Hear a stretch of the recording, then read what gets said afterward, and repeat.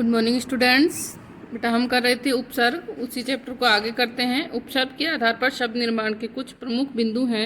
उपसर्ग लगाकर शब्द निर्माण करते समय हमें निम्नलिखित बातों का ध्यान रखना चाहिए कि प्राय जिस प्रकार का शब्द है उसी प्रकार का उपसर्ग उस शब्द के साथ लगता है। जैसे तत्सम शब्द के साथ में तत्सम उपसर्ग, तद्भव के साथ में तद्भव और विदेशी शब्द के साथ में विदेशी उपसर्ग लगता है।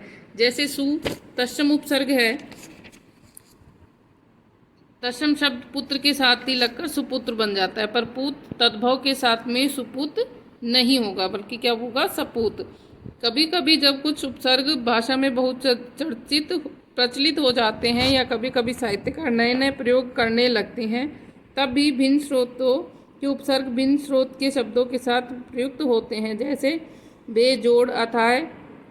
संस्कृत के निषेधवाची यानी अन उपसर्ग का रूप हिंदी में अन के रूप में परिवर्तित हो गया। जैसे अनदेखा, अनजाना, अन कहा, अन सुनी। तत्सम उपसर्गों में कुछ ऐसे उपसर्ग हैं जिनके एक से अधिक रूप होते हैं, जैसे दुर, दुस, दुस, दुस आदि, जो निम्नलिखित विवरण के अनुसार ही लगते हैं। दुर, दुर्लभ, दुर्गुण, दुर्बोध। सघोष ध्वनियों से मिलने वाले शब्दों में दुस, दुस्साहस, दुस्साध्य, दुस्तर। इसी प्रकार से जो आपके निर, निस, निश, निश रूपों में भी लगते हैं। एक उपसर्ग एक से अधिक अर्थों में प्रयुक्त हो सकता है। उपसर्गों से जो नए नए शब्द बनते हैं उनमें कभी तो नए शब्द की व्याकरणिक कोटि वही रहती है जो मूल शब्द की है, और कभी उसका व्याकरणिक कोटि जो है बदल जाती है। कि जब उपसर्ग लगाते हैं तो कुछ शब्दों का तो अर्थ वही रहता है लेकिन कुछ का बदल जाता है।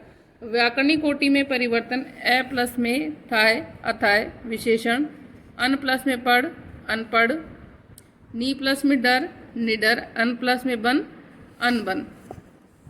व्याकरणिक कोटि में परिवर्तन किस प्रकार से अन प्लस होनी, अनहोनी, अन प्लस आवश्यक, अनावश्यक, गैर प्लस जिम्मेदारी, गैर जिम्मेदारी। अब है आपके अभ्यास प्रश्न में कि शब्द निर्माण प्रक्रिया से क्या आशय है, यह किस किस प्रकार से होती है। तो बेटा हमने शब्द निर्माण की प्रक्रिया के आगे जो 2 पॉइंट किए थे और वो 3 प्रकार से हमने की थी कि उपसर्ग द्वारा, प्रत्यय द्वारा और समास द्वारा। फिर है शब्द पद कब कहा जाता है, कि जब शब्द को हम वाक्य में प्रयोग करते हैं तो वो पद कहलाता है। उपसर्ग की परिभाषा देते हुए 5 उदाहरण हैं, लिखेंगे आप। 5 ऐसे उदाहरण दीजिए जिनमें एक ही उपसर्ग का प्रयोग हुआ, कि यानी आपको 5 ऐसे शब्द लिखने हैं जिनमें एक ही उपसर्ग का प्रयोग हुआ हो। तो ये चारों प्रश्न आपने करने हैं। नेक्स्ट है दिए गए शब्दों में से कौन सा उपसर्ग प्रयुक्त होता है, सही का निशान लगाइए। तो यहाँ पर आपको बताना है कि कौन सा उपसर्ग है इसमें। तो पहला है संवेदना। पहला शब्द संवेदना के अंदर कौन सा उपसर्ग है, तो इसमें आएगा सम, जिसके नीचे हलंत लगा हो, तो सम प्लस वेदना तो संवेदना। अत्यंत, अब अत्यंत में कौन सा उपसर्ग आएगा बेटा, अत्यंत में उपसर्ग आएगा अति। आपको मैंने करवाया था कि जो उपसर्ग है, जो आपकी संधि है यण संधि, उसके अनुसार यहाँ पर अति जो आपका है उपसर्ग आएगा। मैंने आपको यण संधि का उदाहरण बताया था कि किसी भी य और किसी भी वह, किसी भी य और किसी भी वह से पहले कोई आधा व्यंजन आता है, तो आधा व्यंजन या सॉरी यानी आधा वर्ण आता है, तो आप वहाँ पर यण संधि का उदाहरण देंगे। और यण में क्या होता है,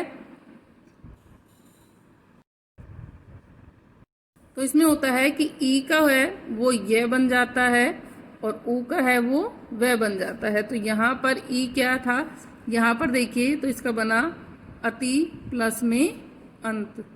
अति प्लस में अंत कैसे बना, जो तय में से था हमने ई को अलग करा और इसका क्या बना यह, इसलिए ये तय आधा हो गया हमारा और इसमें यह मिल गया और यहाँ पर बिंदी अत्यंत। इसी प्रकार से जो स्वागत है, क्योंकि इसके अंदर पहले क्या आ रहा है, आधा से आ रहा है, तो यहाँ पर हम ऊ की मात्रा लगा देंगे सु, क्योंकि वह क्या था हमारा ऊ बन गया था, इसलिए सु प्लस में आगत। ठीक है बेटा, तो इस प्रकार से अति आ गया। अब देखो अध्यक्ष, सेम वही कि अध्यक्ष यह से पहले क्या आ रहा है, आधा ध आ रहा है। अध्यक्ष में भी अध नहीं होगा, अध प्लस में यक्ष नहीं होगा, अधि प्लस में अक्ष होगा। तो यहाँ पर भी क्या हुआ, ध में हमने ई की मात्रा मिलाई और यह को हमने हटा दिया, तो इसमें आएगा अध्यक्ष। आमरण में आ प्लस में मरण। अंतरात्मा, अंतरात्मा में देखो अंत प्लस रात्मा बनता है, ए को हटाते हैं तो तरात्मा बनता है।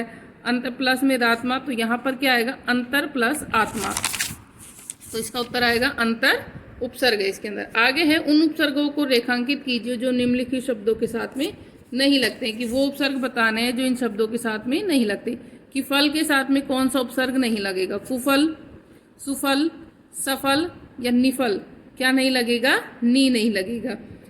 हार में समहार बन गया, विहार बन गया, उपहार बन गया, लेकिन आहार होता है बेटा, आहार नहीं बन रहा, तो इसमें आएगा ए। तीसरा है, गम में सुगम हो गया, निगम हो गया, आगम हो गया, पर प्रगम नहीं होता, तो इसमें प्रय आएगा। कि ध्यान रखना, प्रश्न में लिखा है कि कौन सा उपसर्ग नहीं लगेगा। दम में हमदम, हरदम, बेदम हो गया, लेकिन कम दम इसमें नहीं आएगा, तो इसमें क्या आएगा बेटा, कम। योग्य में आएगा, सुयोग्य हो गया आपका, वियोग हो गया, दुर्योग हो गया, लेकिन क्या नहीं आएगा, अति नहीं आएगा, अति योग नहीं आएगा, तो इसमें उत्तर आएगा आपके अति।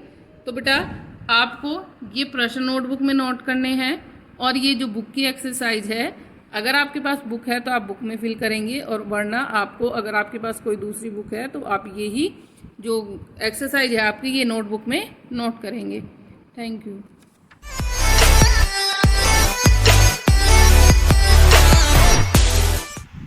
Hello students, good morning everyone. This is Jyoti ma'am, your maths teacher.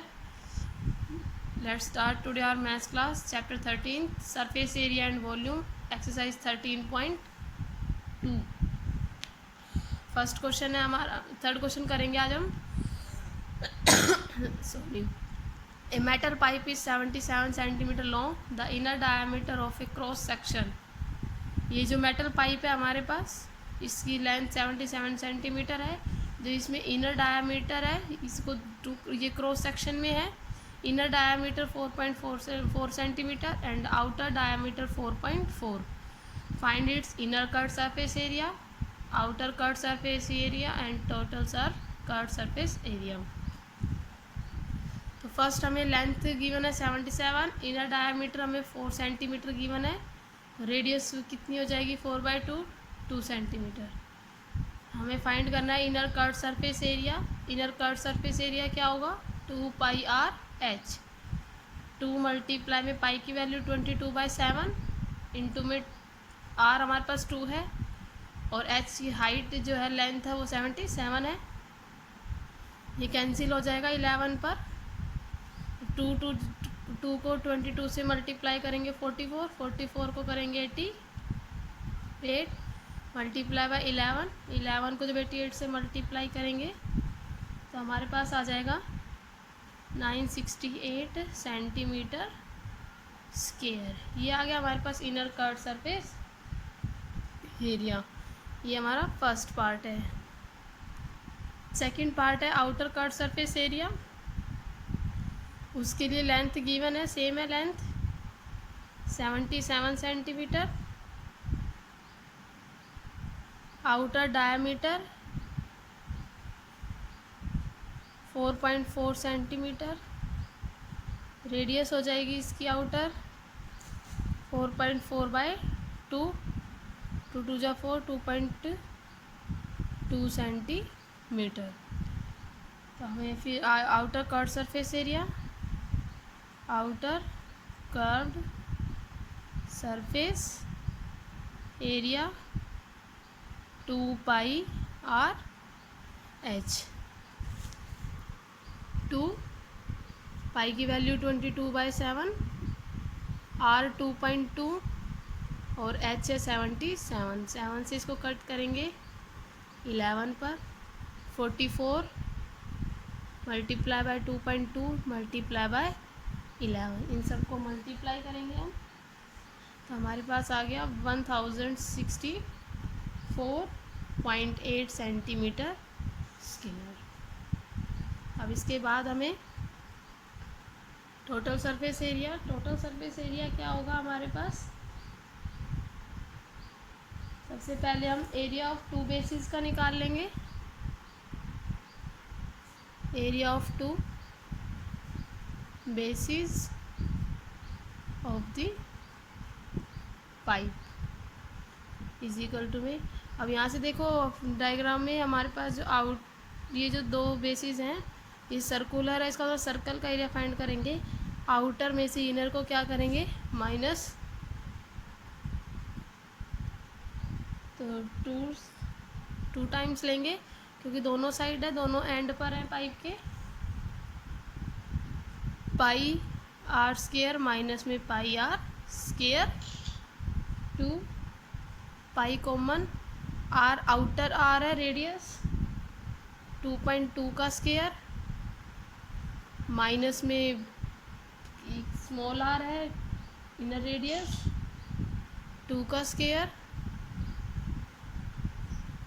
ये आ गया 2 पाई की वैल्यू 22/7, 2.2 का स्क्वायर हमारे पास 4.84, 2 का स्क्वायर 4, 2.22/7, इसको माइनस करेंगे 0.84, इसको कैंसिल करेंगे 0.14,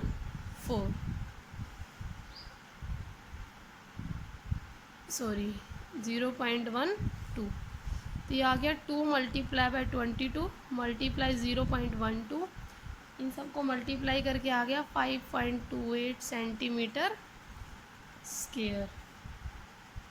अब हमें टोटल एरिया फाइंड करना है। Total area of the pipe equals to 968 plus 1064.8 plus में 5.28,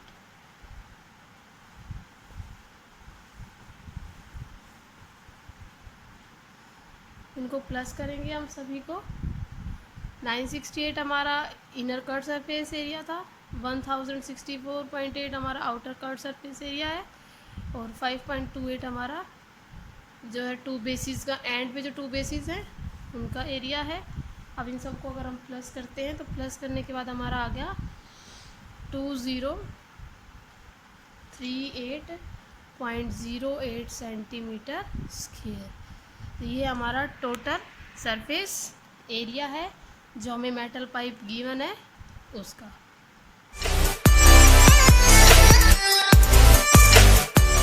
Hello students, good morning. This is Mona Yadav.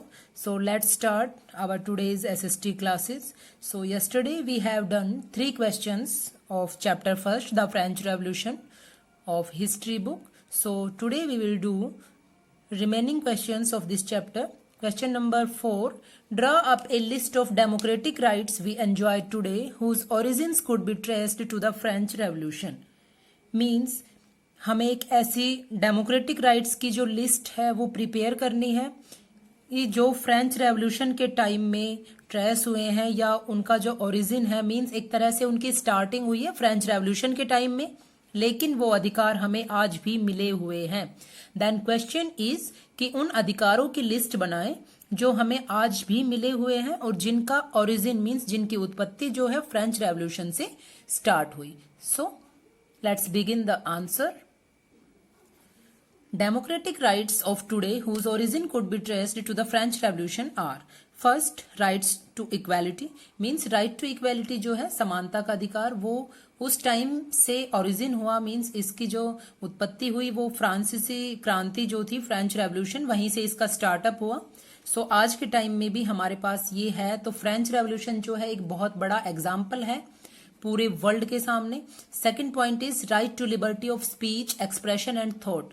Then you can see that कि फ्रेंच रेवोल्यूशन के टाइम में वहां पे हमने देखा कि किस तरह से लोगों के पास ना कोई स्पीच का, एक्सप्रेशन का, थॉट अपना एक्सप्रेस करने का कोई भी लिबर्टी, कोई आजादी उनके पास नहीं थी। Third point is right to vote and be elected for political offices. Means ये सारी चीजें जो हमें आज के टाइम में बिल्कुल नॉर्मल, बिल्कुल ऐसा लगता है कि जैसे ये हमारे नेचुरल राइट्स ही हैं, तो ये हमारे नेचुरल राइट्स ही हैं जो हमें जन्म के साथ मिलते हैं। Liberty of speech, expression and thought, right to vote है एंड बी इलेक्टेड फॉर। हमने देखा कि कुछ लोगों के लिए राइट टू वोट था, कुछ एक्टिव सिटीजन्स थे, कुछ पैसिव सिटीजन्स थे, लेकिन आज के टाइम में आप सभी को पता है कि क्राइटेरिया के अंडर जो है सभी को राइट टू वोट प्रोवाइड है। नेक्स्ट, राइट टू प्रॉपर्टी, संपत्ति का अधिकार। Next, right to security, security का अधिकार।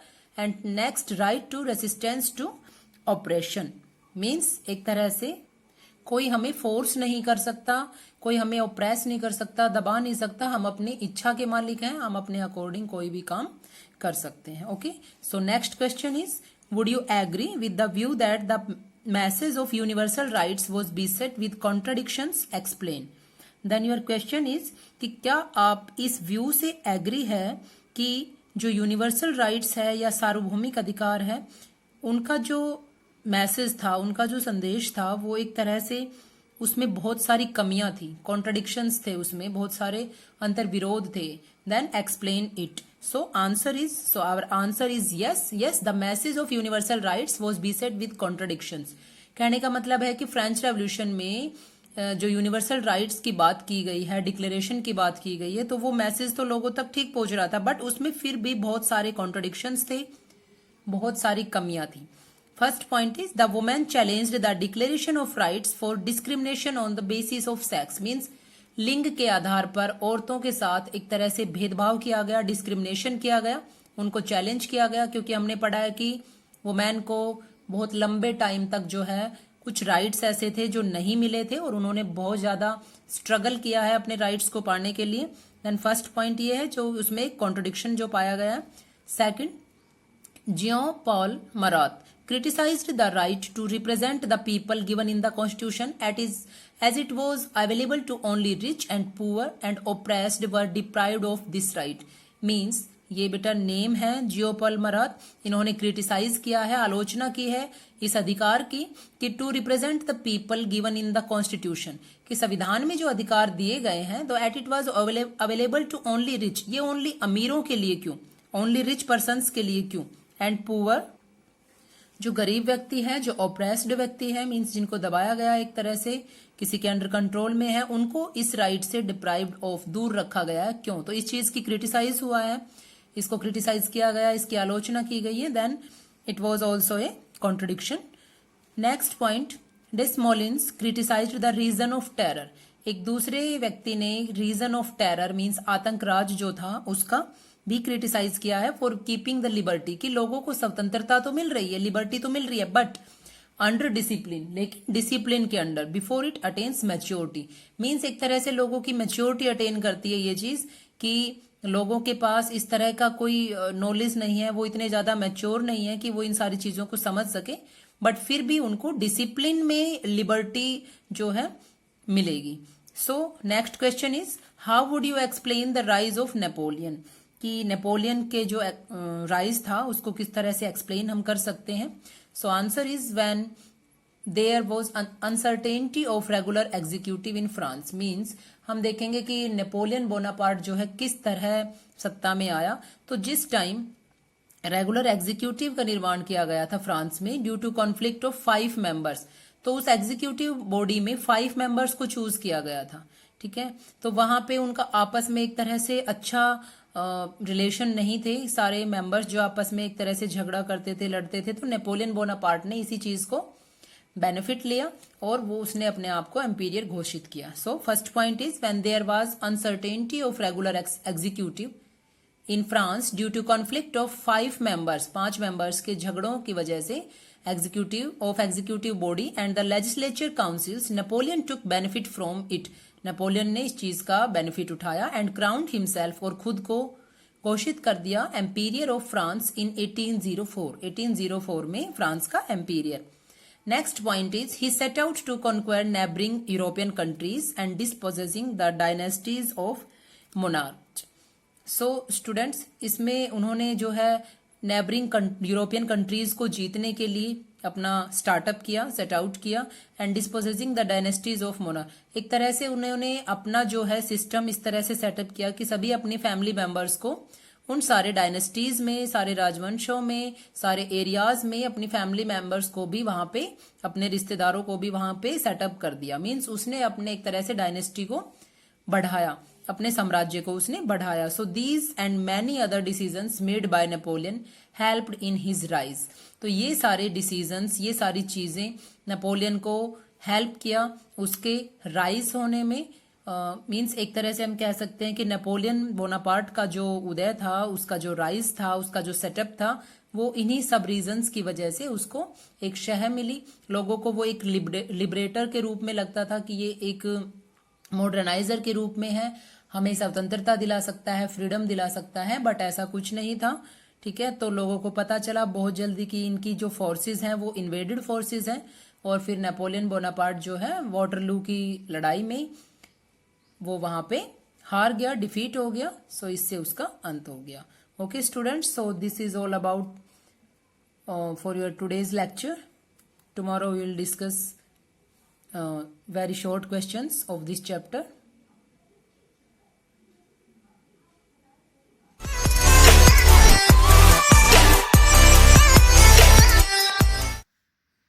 Good morning students, here is Hirlal sir from MLP International School Rajpura, and now we are doing our moment textbook supplementary reader, and we are doing our second chapter.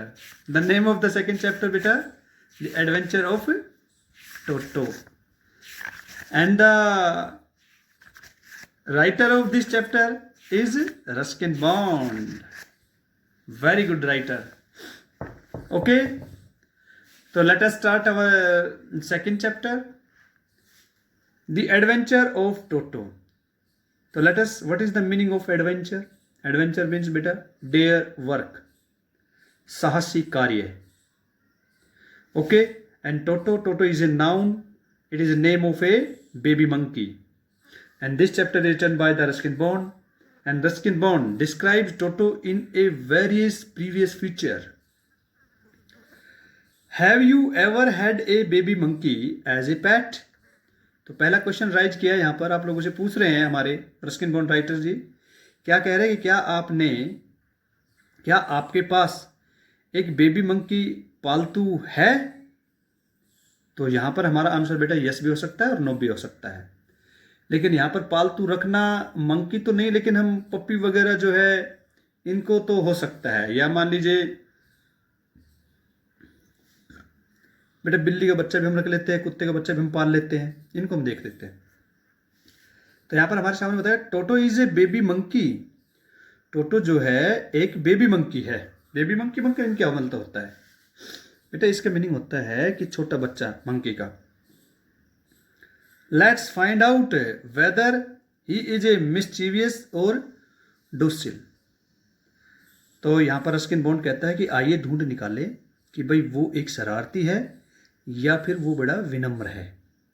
तो mischievous का तो meaning naughty और डोसिल का meaning मतलब बड़ा ही polite. चलिए देखते हैं, यहां पर हमारा स्टार्ट हो जाता है चैप्टर।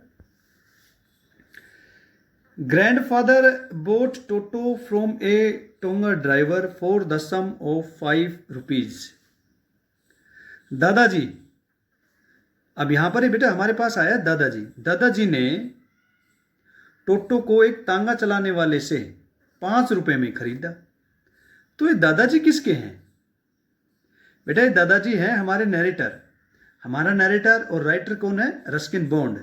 तो रस्किन बॉन्ड के दादाजी ने यानी टोटो को एक तांगा चलाने वाले से 5 रुपए में खरीद लिया। तो ये रस्किन बॉन्ड हमें बता रहे हैं कि भाई टोटो हमारे घर में कैसे आया।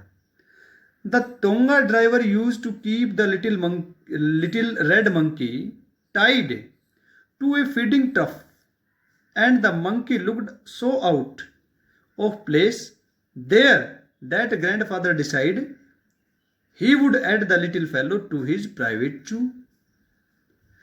जो तांगा चलाने वाला था वो उस छोटे से लाल बंदर को बांधा करता था। कहाँ? जहां पर उसका फीडिंग ट्रफ हुआ करता था, यानी जो घोड़ी वगैरह खाने का जो सामान रखता उसके पास उसे वो बांध दिया करता था। और जो मंकी जो है वो उसकी उस स्थान पर ऐसे बाहर निकला हुआ था कि दादाजी ने ये फैसला कर लिया कि भाई वह इस छोटे से प्राणी को अपनी निजी जू में शामिल करेगा, यानी वो उसे वहां पर ऐसा लगा।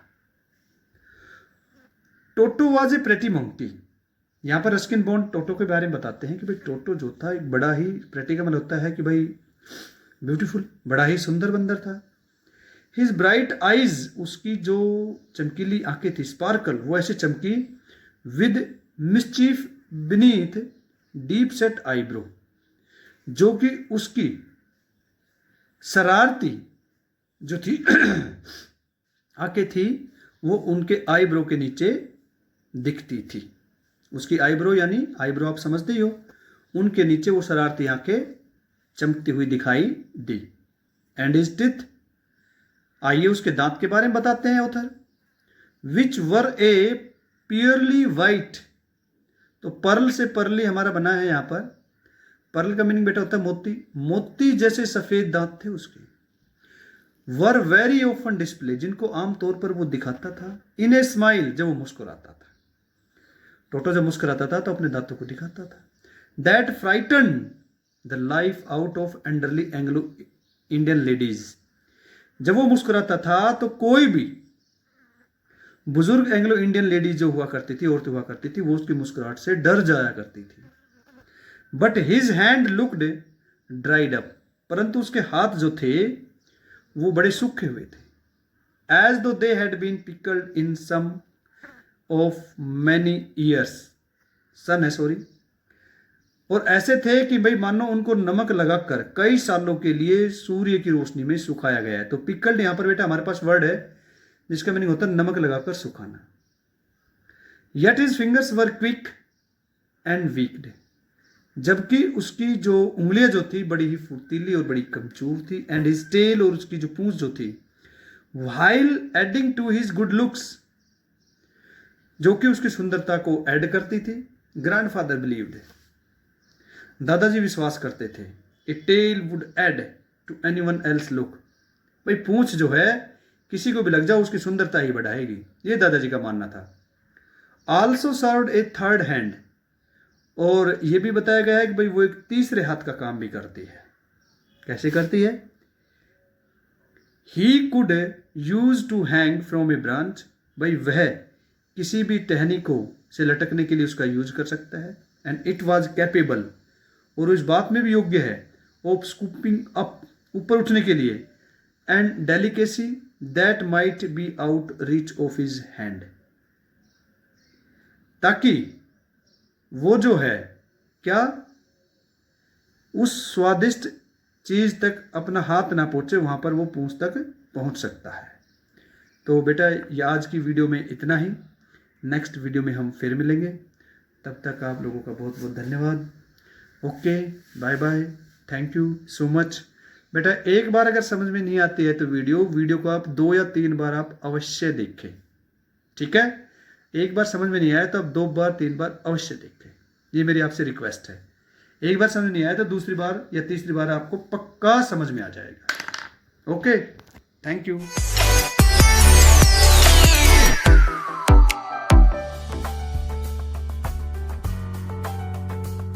Good morning students, I am Rita Sharma from MLP group of schools. Welcome you in chemistry classes. बच्चों हम 9th class chemistry के second chapter is matter around us pure का रिवीजन कर रहे हैं, और इसमें हमने सॉल्यूशन ट्रू सॉल्यूशन तक डिस्कस कर लिया है। आज हम सस्पेंशन के बारे में पढ़ेंगे। ये रिवीजन मैं आपको एस चांद बुक में से करवा रही हूँ, एनसीईआरटी हम पहले कर चुके हैं। तो बेटा सस्पेंशन क्या होते हैं देखिएगा। We have just studied that substances which are soluble in water or any other liquid form solution. हमने अभी तक पढ़ा है कि ऐसे सब्सटेंस जो वाटर में या किसी और लिक्विड में घुल जाते हैं, सोल्यूबल है, वो किसका फॉर्मेशन करते हैं बच्चों? सॉल्यूशन का। बट दो substances which are insoluble in water form suspension. लेकिन ऐसे सब्सटेंस जो वाटर में इनसोल्यूबल है वो क्या बनाते हैं बेटा? सस्पेंशन बनाते हैं। A suspension is a heterogeneous mixture. Suspension heterogeneous mixture है in which the small particles of a solid are spread throughout a liquid without dissolving in it. Suspension एक heterogeneous mixture है जिसमें small particle of a solid, किसी solid के छोटे छोटे particle spread हो जाते, फैल जाते हैं throughout the liquid, पूरे लिक्विड में, without dissolving in it, बिना डिजोल्व हुए। फॉर एग्जाम्पल आप अगर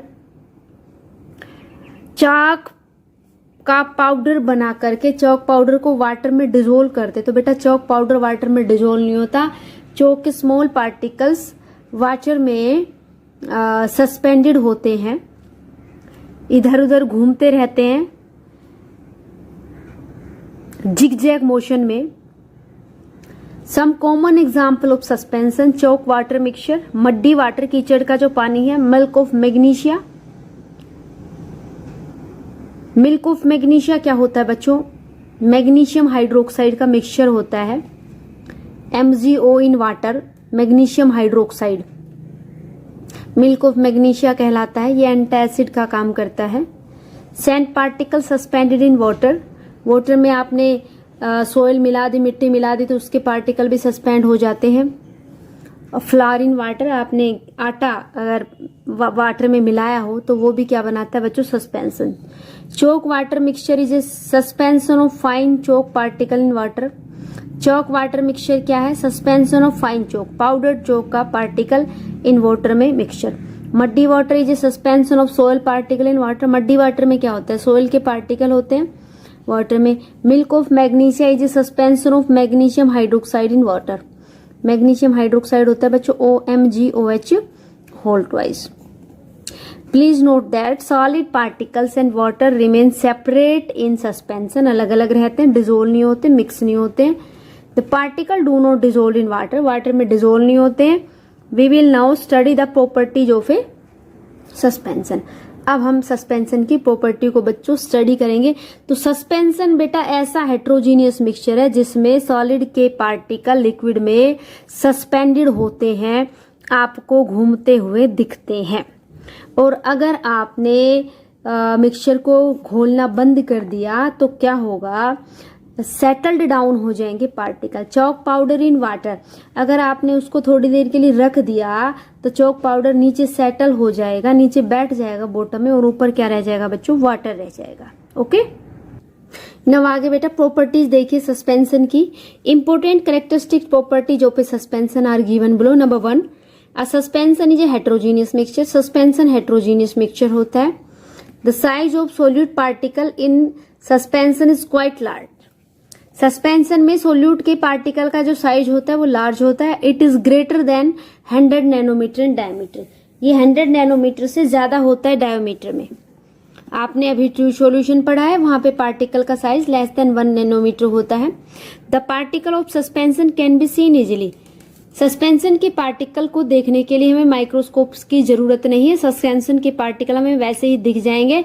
चाक पाउडर इन वाटर आप अच्छे तरीके से देख सकते हैं नेक्ड आई से। The particles of suspension do not pass through filter paper. Suspension के पार्टिकल फिल्टर पेपर में से पास नहीं होते हैं। So suspension can be separated by filtration. Filtration से हम सेपरेट कर सकते हैं। आप फिल्टर पेपर में से चौक पाउडर इन वाटर का मिक्सचर डालेंगे तो चौक पाउडर तो फिल्टर पेपर पे रह जाएगा और वाटर सेपरेट हो जाएगा। The suspension are unstable. Suspension unstable होते हैं। The particle of suspension settled down after some time. कुछ टाइम बाद सस्पेंशन के पार्टिकल सेटल्ड डाउन हो जाते हैं। A suspension scatters a beam of light passing through it because the size of particles are large. बेटा ये पहले भी डिस्कस कर चुके हैं हम। स्कैटरिंग ऑफ लाइट क्या है? अगर हम सस्पेंशन में से लाइट पास आउट करेंगे, व्हाइट लाइट या कोई भी टॉर्च से लाइट आप पास आउट करेंगे तो लाइट का पाथ आपको दिखेगा सस्पेंशन में से, सॉल्यूशन में से नहीं दिखेगा क्योंकि वहां पार्टिकल का साइज छोटा होता है। इससे बच्चों क्या कहते हैं? टिंडल इफेक्ट कहते हैं। तो बच्चों ये थी सस्पेंशन की कुछ प्रॉपर्टीज। ओके बच्चों, नेक्स्ट देखिएगा बच्चों कोलोइड्स। कोलोइड्स क्या है? देखो कोलोइड्स एक ऐसा सोल है, एक ऐसा मिक्सचर है जिसमें पार्टिकल का साइज सॉल्यूशन के पार्टिकल के साइज से तो होता है बड़ा और सस्पेंशन से होता है छोटा। 1 नैनोमीटर से तो ज्यादा और 100 नैनोमीटर से कम होता है। A colloid is a kind of solution in which the size of solute particle is intermediate between those in true solution and those in suspension. Colloid एक ऐसा मिक्सचर है जिसमें पार्टिकल का साइज सॉल्यूशन और सस्पेंशन के बीच में लाई करता है। The size of solute particle in colloid is bigger then true solution. True solution से तो क्या होता है साइज बच्चों? ज्यादा होता है but smaller than suspension. Suspension से कम होता है। दो colloid appear to be homogeneous. Colloid homogeneous लगते हैं कि होमोजीनियस होंगे but actually these are found to be heterogeneous. लेकिन एक्चुअली में कैसे होते हैं बच्चों? हेट्रोजीनियस होते हैं। When observe a high power microscope, एक हाई पावर माइक्रोस्कोप से हम ऑब्जर्व करेंगे, so a colloid is not a true solution. True solution नहीं है कोलॉइड, क्योंकि दिखता होमोजीनियस है लेकिन हेट्रोजीनियस होता है। Some of the example of colloid और colloidal solution: soap solution, starch solution, milk, ink, blood, jelly, solution of synthetic detergent. ये क्या कहलाते हैं बच्चों? कोलॉइडल सॉल्यूशन कहलाते हैं। अब हम क्या करेंगे? कोलॉइड्स की प्रॉपर्टी को स्टडी करेंगे। तो बच्चों कोलॉइड्स क्या है? एक ऐसा मिक्सचर जो लगता तो होमोजीनियस है। मिल्क हमें एक जैसा ही दिखता है, सारा टेस्ट भी एक जैसा होता है, लेकिन हाई पावर माइक्रोस्कोप से देखेंगे तो मिल्क में फैट सस्पेंड होती है। दो चीजें हो गई, सॉलिड और लिक्विड, तो ये होमोजीनियस नहीं होता है मिल्क। ब्लड, जेली, मतलब लगता तो होमोजीनियस है लेकिन हेट्रोजीनियस ये होता है। ओके बच्चों, और ये सबसे अच्छी प्रॉपर्टी है कोलॉइड्स की, लाइट को बहुत हाई अमाउंट में स्कैटरिंग करता है। लाइट अगर हम इसमें से पास आउट करेंगे तो लाइट की बीम और लाइट का रास्ता हमें दिखाई देगा। नाउ हम प्रॉपर्टी स्टडी करते हैं किसकी? कोलॉइड्स की। बच्चों कोलॉइड्स की प्रॉपर्टी स्टडी करने से पहले एक बार देखिएगा टिंडल इफेक्ट, लाइट की स्कैटरिंग। ये हमने बीम ऑफ लाइट है, टॉर्च से यहाँ लाइट आ रही है, और ये ट्रू सॉल्यूशन हमने लिया है, शुगर सॉल्यूशन लिया है, sugar in water true solution है। यहाँ आपको लाइट का रास्ता नहीं दिखेगा, लाइट पास आउट होती हुई नहीं दिखेगी, केवल आपको लाइट एंटर हो रही है वो दिख रही है, बाहर निकल रही है वो दिख रही है। आप घर पे भी एक्सपेरिमेंट करके देख सकते हैं। और यहाँ पे देखिएगा बच्चों, बीम ऑफ लाइट जब आप सोप सॉल्यूशन में से, मिल्क में से, डार्क रूम में आप करके देखिएगा ये एक्सपेरिमेंट, जब आप पास आउट करेंगे तो लाइट का पाथ आपको दिखाई देगा, एक कोन बनता हुआ। बेटा आपने व्हीकल्स की हेडलाइट देखी है, वो भी लाइट की स्कैटरिंग हो रही होती है, वो भी कुछ इसी टाइप की लाइट होती है। इसके अलावा विंडो वगैरह में कोई होल हो जिसमें से आपकी सनलाइट एंटर कर रही हो, तो उसमें भी इसी तरीके का कोन आपको बनता हुआ, इस तरीके का कोन आपको बनता हुआ दिखेगा। या फिर आप घने गहरे किसी फॉरेस्ट में जाएंगे तो जो छोटे छोटे पेड़ों के बीच में जो स्पेस है उसमें से सनलाइट एंटर कर रही होती है, वो भी क्या है बच्चों? वो भी स्कैटरिंग ऑफ लाइट है। तो ये ट्रू सॉल्यूशन लाइट की स्कैटरिंग नहीं करता है, लेकिन कोलॉइडल सॉल्यूशन क्या करता है बच्चों? लाइट की स्कैटरिंग करता है। ओके बच्चों, नेक्स्ट बेटा प्रॉपर्टीज ऑफ कोलॉइड देखिए। A colloid appears to be homogeneous but actually it is heterogeneous. दिखता तो होमोजीनियस है लेकिन होता कैसा है? Heterogeneous. Number second, the size of particle in a colloid, colloidal solution is bigger than those true solution. True solution से ज्यादा बड़ा होता है पार्टिकल का size, but smaller than suspension, और सस्पेंशन से क्या होता है बच्चों? छोटा होता है। It is between 1 nanometre and 100 nanometer in diameter. ये किस किस के बीच में होता है? 1 नैनोमीटर और 100 नैनोमीटर के बीच में होता है। ठीक है बच्चों। Number third, particle of most of colloids can not be seen even with a microscope. कई ऐसे कोलॉइड सॉल्यूशन है जिसमें हम पार्टिकल का साइज माइक्रोस्कोप से भी नहीं देख सकते। एंड लास्ट फोर्थ देखिए बच्चों, the particles of colloid can pass through filter paper. Filter paper में से पास आउट होंगे, इसीलिए colloid can not be filtered bye filtration. Filtration का यूज करके इसको हम फिल्टर नहीं कर सकते हैं। नव आगे देखिए बच्चों, fifth, colloids are quite stable. Colloid कैसे होते बच्चे? स्टेबल होते। Particles of colloid do not separate out on keeping. आप थोड़ी देर के लिए कोलॉइड्स को रख भी देंगे तो पार्टिकल सेपरेट आउट नहीं होंगे। जैसे सोप सॉल्यूशन आपने रख दिया तो ऐसा नहीं सोप अलग हो गया, वाटर अलग हो गया। कोलॉइडल सॉल्यूशन स्कैटर है beam of light passing through it. Light को स्कैटर करता है, जैसा कि अभी हमने देखा। आप देख सकते हैं यहाँ पे ये लाइट जब पास आउट हो रही है तो लाइट की स्कैटरिंग इस ट्रू सॉल्यूशन में से तो नहीं दिख रही है, लेकिन जो कोलॉइड है वो सस्पेंशन, इसमें से आपको लाइट का पाथ दिखाई दे रहा है। यही क्या होती है बच्चों? स्कैटरिंग होती है। तो आज बेटा हमने कोलॉइड्स की प्रॉपर्टीज, कोलॉइडल सॉल्यूशन की प्रॉपर्टी के बारे में समझा। आई होप गाइज आपको समझ में आया होगा। Thank you, have a nice day.